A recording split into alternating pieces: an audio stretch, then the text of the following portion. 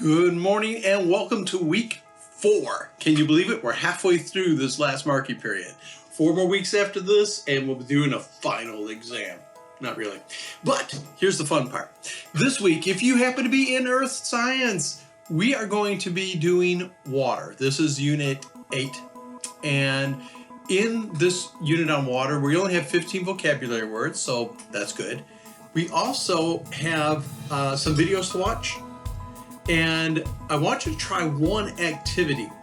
When we look at water, you always hear people saying stuff like, hey, be careful, you're using too much water. What happens to water once we use it? Think about it.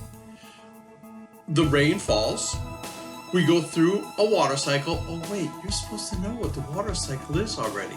Maybe that's where we should start this week. Let's see if you guys can actually remember what the water cycle is and write it down again. Okay, one activity done. Now, once we have the water cycle done and the water comes down and it goes through the land and it ends up in the river and then goes back up in the clouds, well, that's recycled water. Water recycles constantly in the water cycle. So why are we always worried about, hey, you're taking too long to shower? What are you trying to do? Use up all the water? Where does the water go? How does it get back to our shower head so we can take another shower another day?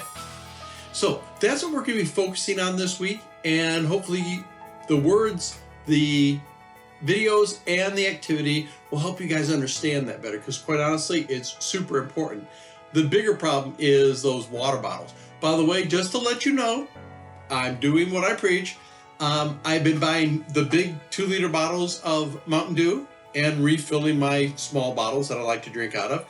And the same thing with my water. I've been refilling my little water bottles and just putting those in the fridge and then recycling them instead of going to the store and buying case after case after case. And some of you are going, but Mr. Bartlett, it doesn't taste the same. When you're done watching this week's videos, maybe you can figure out how you can actually get that same quality water without having to worry about buying it bottle after bottle after bottle. Okay, so chemistry students, this week we are going to finally be getting into the math of stoichiometry. I know you actually never wanted to do this. Nobody actually ever wants to really do the math of stoichiometry. The fun part is figuring it out. Now, when I say stoichiometry, all I'm saying, that big long word can be broken down into a phrase, which is the ratio of science. That's it. How much of what do we have? Some words that we have to learn this week are words like a mole.